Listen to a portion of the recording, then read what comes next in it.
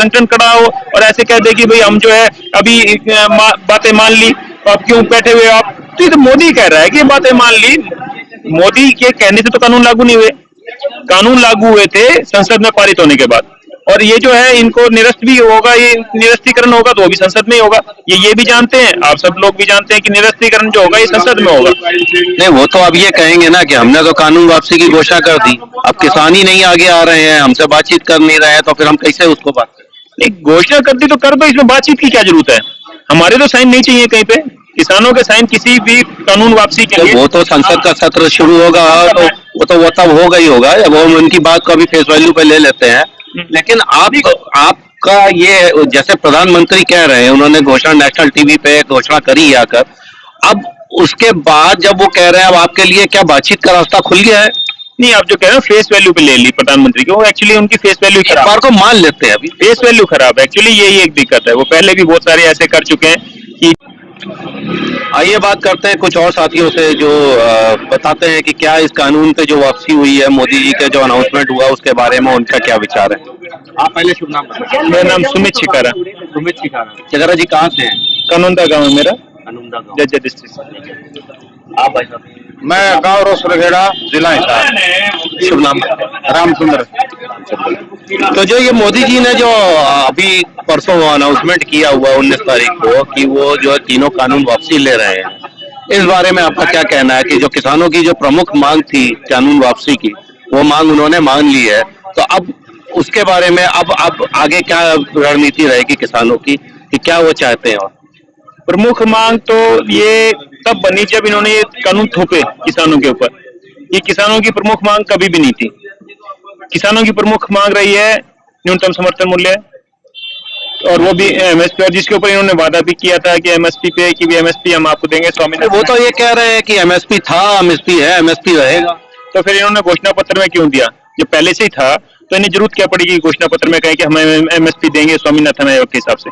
इसका मतलब स्वामीनाथन आयोग के हिसाब से नहीं था, जो C2+50% है वो नहीं था, वो इन्होंने देने की, जो मोदी सरकार ने देने की घोषणा की थी अपने घोषणा पत्र में, वो ये नहीं दे रहे।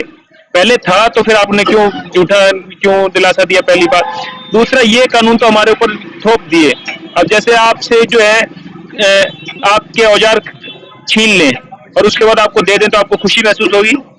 यही सब इन्होंने किया। इन्होंने क्या किया कि सरकार को सत्ता हमने इनको दी थी देश को चलाने के लिए, उसका दुरुपयोग करके हमारे ऊपर वार करके हमारे हथियार, हमारे औजार, हमारा जो हमारी मतलब हमें अपने ही जमीन के ऊपर जो है इन्होंने मजदूर बनाने की कोशिश की।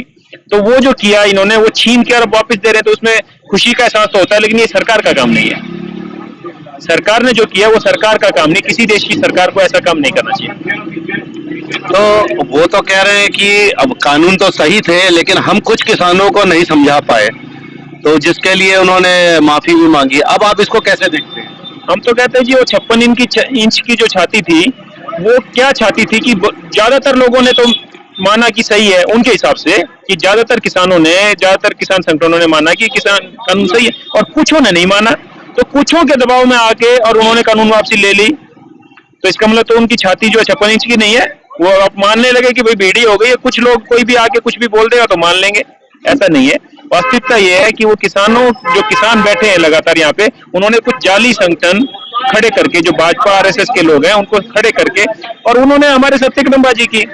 जो एक कोई भी आंदोलन अगर कर रहे हैं, कोई किसान संगठन इकट्ठे होकर किसान उसमें आ रहे हैं, यहाँ पे ज्यादातर किसान संगठनों ने तो शुरुआत की, लेकिन वहां से लोग खापों से किसान आए, और ये संगठन के जो नेता हैं ये उनके आगे खड़े हुए, ये आगे मतलब आगू तो यही रहेंगे क्योंकि इनको इसका प्रतिनिधित्व। तो संघ का जो संघ समर्थित जो संगठित किसान संगठन है भारतीय किसान संघ, वो तो आपको सपोर्ट कर रहा है, वो तो अब एमएसपी से भी आगे लाभकारी मूल्य की बात कर रहा है।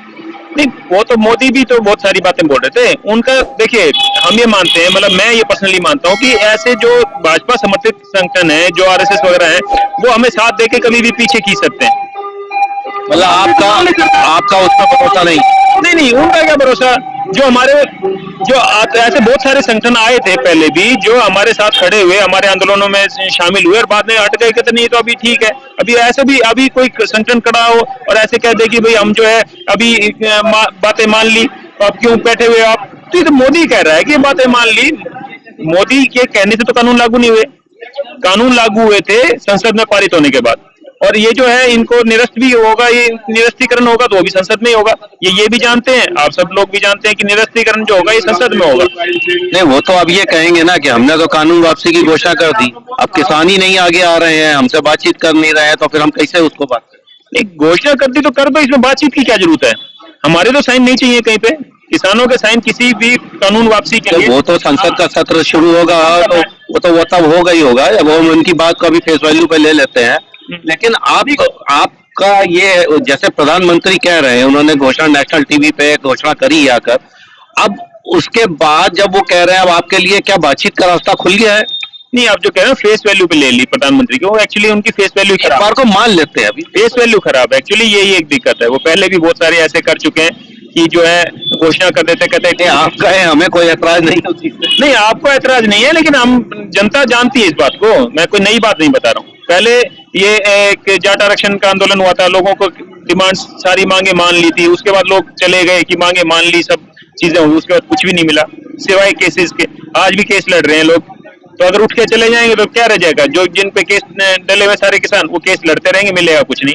तो इसमें तो आप भी ऐसे मतलब मैं ये कहूँ कि भी झूठे प्रधानमंत्री की बात में नहीं आना चाहिए। जब सामने पटल पे आ जाए जब, तभी कुछ काम करना चाहिए। जाने के बारे में सोचना या उसके आगे क्या करना है उसके बारे में सोचना। अभी तो किसान संगठनों ने भी कहा कि जो चल रहा है वैसे ही चल रहा है। जो है 22 तारीख की जो है लखनऊ रैली भी होगी, और 26 तारीख से लोग यहाँ पे इकट्ठे भी होंगे। 26 तारीख को पूरा साल होने पे भी यहाँ पे लोग इकट्ठे होंगे। 29 तारीख को जो है यहाँ से संसद मार्च भी होगा। तो सब वैसे ही हो रहा है। कौन मान इसलिए नहीं रहा कि उसकी फेस वैल्यू नहीं है। हमें तो डर इस बात का है कि ऐसा प्रधानमंत्री आगे खड़ा कर दिया कहीं हमारे देश की वैल्यू ना खत्म हो जाए। लेकिन हमारे कहने से तो छोड़ेगा नहीं। हम कहते हैं कि हम सारे मिलके भी, हमने जो भी यहाँ बैठे हैं सब कहते हैं कि भाई ये जो है घर वापसी कर लो आप प्रधानमंत्री जी। तो आपको क्या लगता है कि ये जो प्रधानमंत्री का निर्णय आया है, जो उन्होंने लिया है, जैसा कि वो हर बार अपने स्टाइल में करते हैं कि वो खुद ही आते हैं, खुद ही घोषणा करते हैं, कोई उनका मंत्रिपरिषद, कोई प्रवक्ता या इस तरह का कोई नोटिफिकेशन नहीं आता है, तो आपको क्या लगता है क्या ये जो 5 राज्यों के चुनाव, उसका कोई दबाव है उनके ऊपर? उनको लग रहा है कि उनकी जो है वहाँ पे पॉपुलैरिटी घट रही है, इस वजह से उन्होंने जो इस तरीके का निर्णय लिया? वो तो देश की नजर है इसके ऊपर। अभी जो बोले है ना, ये करेगा कि ना करेगा, वो तो आगे पता लगेगा क्या करेगा क्या नहीं करेगा। तो आपको महसूस होता है कि ये जो चुनाव के कारण, चुनाव के दबाव के कारण ये निर्णय लिया? दबाव तो है, जनता का दबाव है, ऐसी बात नहीं है। गलत काम करेगा तो दबाव तो पड़ेगा, ये तो कोई दो राय नहीं। ये तो अब आपको लगता है कि इसके बाद किसानों में तो कहीं कोई भटकाव या कहीं कोई विभाजन तो नहीं होगा? नहीं, बिल्कुल नहीं होगा। बिल्कुल एक छत के नीचे है, बिल्कुल विभाजन नहीं होगा, न कोई अलग। क्योंकि पहले भी देखा गया कि कुछ किसान संगठनों में कभी कोई राय बनी, कभी कोई राय बनी, तो बीच में एक आध बार आप लोग के बीच में हुआ था। पहले भी नहीं बनी है, अब तो बनाएगी नहीं। पहले भी नहीं बनी है।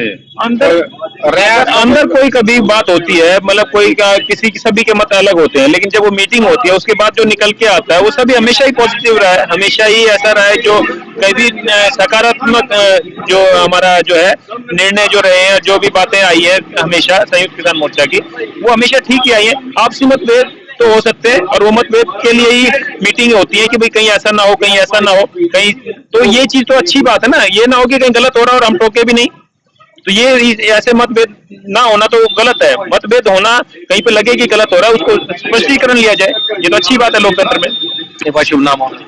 सुमित छिकारा।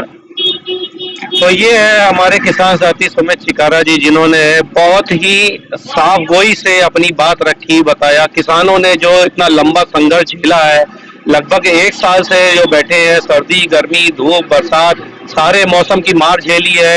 इसके अलावा किस किस तकलीफों से गुजरे हैं, 700 किसान शहीद हो गए। अब वो कह रहे हैं प्रधानमंत्री की कोई फेस वैल्यू नहीं रह गई। उन्होंने कहा है ठीक है, जब तक वो कर नहीं देते हम उसको नहीं मानेंगे, और हमारी जो और प्रमुख मांगे हैं, क्योंकि ये कानून की तो हमारी कभी प्रमुख मांग रही नहीं थी।